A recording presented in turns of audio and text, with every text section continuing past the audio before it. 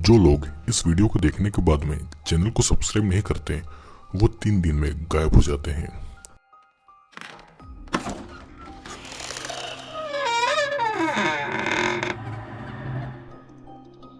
Hello दोस्तों, I hope आप सभी लोग ठीक होंगे। तो आज मैं आपके लिए लेकर आया हूँ एक रियल इंसिडेंट पर बेस्ड मूवी जिसका नाम है ईडन। ये एक रियल इंसिडेंट पर बेस्ड मूवी है। तो आप अगर चैनल पर नए हैं और चैनल को सब्सक्राइब नहीं किया है तो अभी चैनल को सब्सक्राइब करके बेल नोटिफिकेशन ऑल कर लीजिए।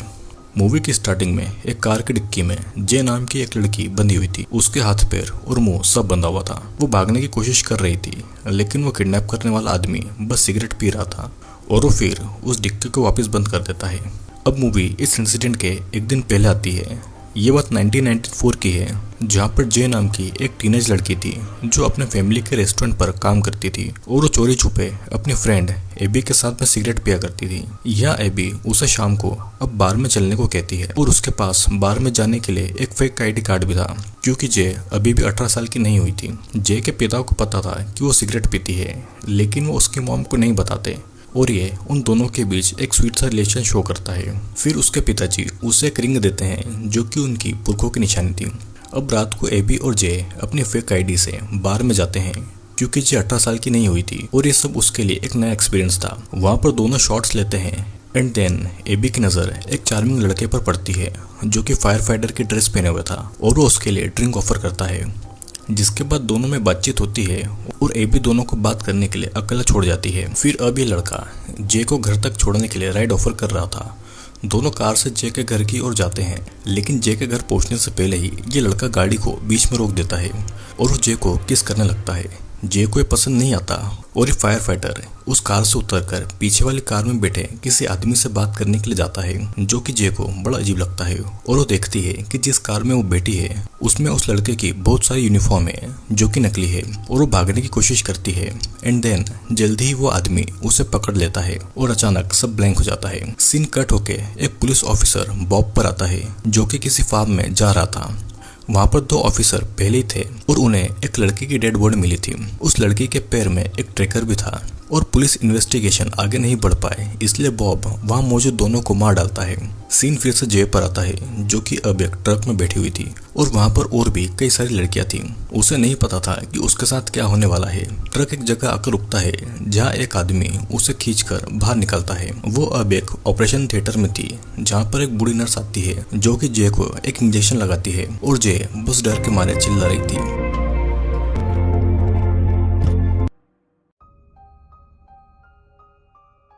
जे की जब नींद खुलती है तो वो एक छोटे से रूम में थी जहाँ पर और भी कई लड़कियां बंक बेड पर थी। फिर वहाँ कुछ अनाउंसमेंट होता है और हम देखते हैं कि वहाँ एक दो नहीं बल्कि कई सारी लड़कियां हैं जिनकी उम्र छोटी से लेकर बड़ी तक है और उन्हें भी यहाँ पर किडनैप करके लाया गया है। उन्होंने बस नाम के कपड़े पहने थे और यहाँ पर बॉब आता है जो कि सभी को कुछ गिफ्ट देता है। जे अभी भी अंदर थी, वो बाहर नहीं आती और देखती है कि क्या चल रहा है। बॉब सभी को एक बिल्ली का बच्चा देता है। जे अभी भी बाहर नहीं आती और बॉब उसे कुछ दिन देता है इस माहौल में ढलने के लिए। अब अगले दिन जे बाकी लड़कियों के साथ बाथरूम में थी। वो नहाने जाती है जिसके बाद एक नर्स सभी लड़कियों को चेक कर रही थी और फिर उन्हें कुछ ड्रग दिया जाता है। सभी अपना लंच करती है और सभी लड़कियां अपनी अपनी कैट से खेल रही थी क्योंकि उनकी लाइफ में बस अब एक यही खुशी थी। कुछ दिन बीतते हैं और एक दिन वोग नाम का आदमी कुछ लड़कियों को सिलेक्ट करके कहीं ले जाता है और उनमें जे को भी सिलेक्ट किया जाता है। उसे एक वैन में डाल के एक अननोन प्लेस पर ले जाया जा रहा था। उसे लेदर की ड्रेस पहनाकर उसे फिर एक प्लेस पर लाया गया था और कैमरे के सामने बांध देते हैं। जे के साथ जो भी हो रहा था वो उसके लिए बहुत घिनौना था और उसे जबरदस्ती ये करना पड़ रहा था। उसे रिकॉर्ड किया जा रहा था और तो और उसे अपने क्लाइंट्स को सर्विस भी देना थी जो कि उसने कभी सोचा भी नहीं था। और इसी रात को जे अपनी रूममेट प्रिंसिला के सामने फुट फुट कर रोने लगती है। अब कुछ दिनों के बाद वाग उसे अकेले ही अपनी जॉब के लिए ले जा रहा था और उसके क्लाइंट ने जे को स्कूल गर्ल के कपड़ों में बुलाया था। उसके क्लाइंट का नाम जॉन था। वो शादीशुदा था और उसकी बच्ची भी जे की उम्र की ही थी। जे को जॉन के पास अकेला छोड़ के वाग बाथरूम में जाकर ड्रग्स ले रहा था। तभी उसे वहां पर चिल्लाने की आवाज आती है। वो देखता है कि जॉन जमीन पर पड़ा है और जे उसे चोट पहुंचाकर भाग गई थी। जे ने जॉन के प्राइवेट पार्ट को काट लिया था और उसका मुंह पूरा खून से लाल हो रहा था।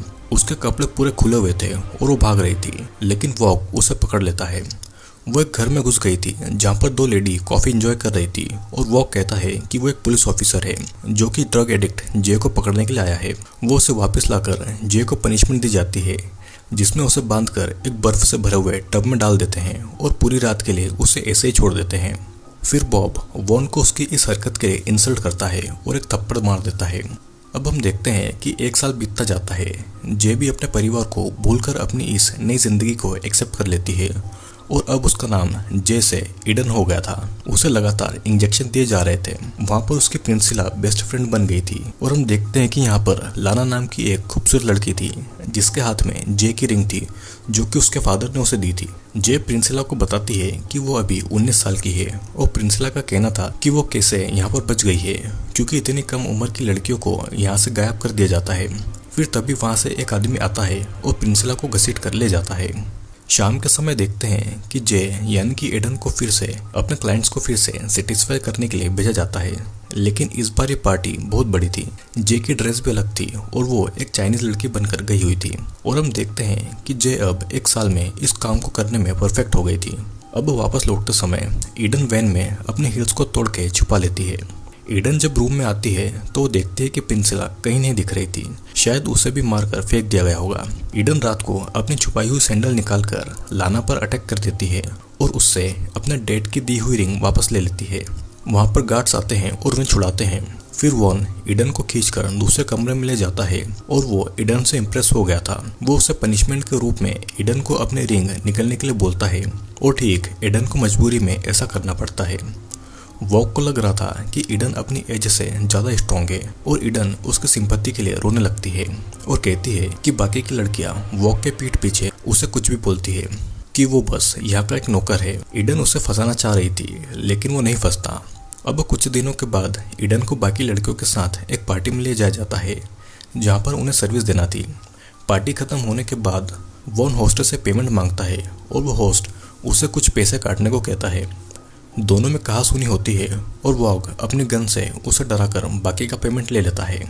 रात के समय ईडन टॉयलेट जाती है जहाँ से वो अपनी रिंग को निकालती है जो कि वॉग के कहने पर उसने निकल ली थी, जिसे धोकर वो वापस पहन लेती है क्योंकि इसी से उसे अपनी पुरानी लाइफ और पेरेंट के बारे में पता था। धीरे धीरे ईडन के लिए सब कुछ बदल रहा था।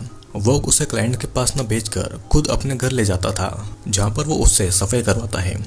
उसे वॉन के बचपन की फोटो मिलती है और साथ में वो आदमी भी था जिसने ईडन यानी कि जे को फंसाया था। जहाँ पर सभी गर्ल्स को रखा गया था वो एक बड़ा सा वेयर हाउस था और वहाँ पर उनसे प्रोस्टिट्यूशन का काम करवाया जाता था। लाना को कस्टमर के कॉल्स अटेंड करने की जॉब मिली थी, लेकिन वॉग अब ईडन को वो काम दे देता है जिससे कि लाना गुस्सा होती है और सब समझ रहे थे कि वॉग ईडन के करीब आ रहा है। ईडन अपना काम बहुत अच्छे से करती है ताकि वो उसका विश्वास जीत सके।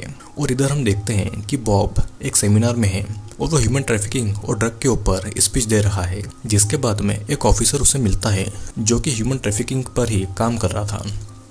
वो बॉब से उस केस के बारे में पूछता है जब दो पुलिस ऑफिसर को मार दिया गया था, जो कि असल में बॉब नहीं किया था, और वहाँ पर मिली उस लड़के के पैर में ट्रैकर था जिससे कि असली गुनाहगार तक पहुँचा जा सकता था। और ये सब सुनने के बाद में बॉब को समझ आ गया था कि अब उसके लिए मुश्किल और बढ़ने वाली है। यहाँ पर वॉग ईडन को अपने साथ कहीं ले जाता है जहाँ पर बॉब उसका इंतजार कर रहा था। वॉग की वैन में से दो लाशें भी थी जिन्हें वो ठिकाने लगाने के लिए लाया था और इनमें से एक लाना की लाश थी। वो उसे बीच लेक में लाकर पानी में डाल देते हैं और एक बार फिर बॉब वॉग की इंसल्ट करता है, जिससे गुस्से में आकर वॉग बॉब को पीछे से अटैक करता है और मार डालता है और बॉब की भी डेड बॉडी को ठिकाने लगा देता है। अब कुछ दिन के बाद वॉग ईडन को एक अनजाने घर ले जाता है जहाँ के लोगों को पता था कि उन्होंने बॉब के साथ क्या किया है। ईडन को अब वॉशरूम जाना था और वो अंदर जाकर देखती है कि उस घर में एक छोटा सा ऑपरेशन थिएटर था। ईडन को वहाँ पर एक रूम का दरवाजा भी खुला हुआ दिखता है जिसके अंदर प्रिंसिला थी और वो प्रेग्नेंट थी। प्रिंसिला को वहाँ पर कुछ महीनों पहले लाया गया था, लेकिन ईडन को नहीं पता चल रहा था कि प्रिंसिला को ऐसे यहाँ पर क्यों रखा गया है। जब प्रिंसिला चिल्लाने की कोशिश करती है तो ईडन उसे चुप रहने का कहकर बाहर चली जाती है, जहाँ पर सभी न्यूज़ देख रहे थे जिसमें बॉब के मरने की खबर थी। लौटते समय ईडन ड्राइव कर रही थी और वॉग उससे पूछता है कि क्या उसने घर में कुछ देखा, और वो उसे बस उस ऑपरेशन थिएटर के बारे में ही बताती है। वॉग को फिर भी कुछ अजीब लग रहा था। वो उसे कार रोकने को कहता है और फिर वैन से एक लड़की को निकालकर ईडन को उसे मारने को कहता है और ऐसा नहीं करने पर उसे खुद को मारना होगा। ईडन के पास कोई और रास्ता नहीं था और इसीलिए वो ट्रिगर दबा देती है, लेकिन असल में उस गन में बुलेट्स ही नहीं थी। वॉग बस ईडन के भरोसे की जांच कर रहा था। बॉब को मारने के बाद में सब कुछ बदल गया था। उस वेयरहाउस का ध्यान अब वॉग रखता था और वो अपने गार्ड्स को पनिशमेंट दे देता था। वॉग उस वेयरहाउस को कहीं और शिफ्ट कर रहा था क्योंकि पुलिस अब उन तक पहुंच सकती थी। इधर ईडन नर्स के पास जाती है जो कि उसे एक स्टोरेज हाउस पर ले जाती है जहाँ पर लड़कियों के पुराने सामान थे। फिर सभी गर्ल्स को ट्रक में भर के कहीं ले जाया जा रहा था, लेकिन इस ट्रक में ईडन नहीं थी। वो कहता है कि ईडन बहुत लकी है क्योंकि वो उन लड़कियों के साथ नहीं जा रही है बल्कि वो वॉग के साथ है। वॉग ट्रक से ये सेलिब्रेट करना चाहता था, लेकिन पहले वो बाथरूम जाता है और यही मौका था ईडन का कुछ कर देने का। वॉग जब बाथरूम में था तो ईडन किचन से कीड़े मारने का स्प्रे लाकर उसे वॉग के ड्रग वाले पाइप में स्प्रे कर देती है और उसे पीने के बाद में वॉग बेहोश हो गया था। फिर ईडन अपने पैर का ट्रैकर काटती है और वॉग का केस लेकर वहाँ से कुछ इंजेक्शन को ले लेती है और वॉग की गाड़ी लेकर वो वहाँ से भाग जाती है। लेकिन वो अपने घर नहीं जाती, वो पहले उस घर जाती है जहाँ पर प्रेग्नेंट प्रिंसिला को कैद किया हुआ था और जिस आदमी ने प्रिंसिला को कैद किया था वो उस आदमी को पैसे के बदले उसे छोड़ देने के लिए बोलती है, लेकिन वो आदमी नहीं मानता और इसीलिए ईडन उसे वो इंजेक्शन देकर मार डालती है। अब ईडन प्रिंसिला को उस कैद से आज़ाद कराती है और दोनों कार से जा रहे थे। फिर ईडन रास्ते में कार को रोकती है और पब्लिक फोन से अपने घर पर कॉल करती है। ईडन के पेरेंट्स उसकी आवाज़ सुन के उसे पहचान जाते हैं जो कि उसका न जाने कब से इंतजार कर रहे थे। फिर वो उसके असली नाम जेसो से पुकारते हैं और ईडन बस रोए जा रही थी क्योंकि उसे किसी के मुंह से अपना असली नाम सुने बहुत टाइम हो गया था। और यहीं पर ये मूवी एंड हो जाती है। दोस्तों, असल में ये मूवी चोंग किम की लाइफ पर बेस्ड है जो कि असली जे है। किम साउथ कोरिया में पैदा हुई थी और उसे यूएसए से किडनैप कर लिया गया था। चोंग किम आज एक एक्टिविस्ट है और ह्यूमन ट्रैफिकिंग के अगेंस्ट काम करती है। दोस्तों, किम तो बच गई थी, लेकिन बाकी लड़कियों के साथ में क्या हुआ होगा सोचने वाली बात है और ये इंडिया और बाकी देशों में भी रोज होता है। दोस्तों, I hope you like the video अच्छा लगा हो तो लाइक, शेयर और सब्सक्राइब करना ना भूलिएगा क्योंकि मैं फिर आऊँगा एक और वीडियो को लेकर।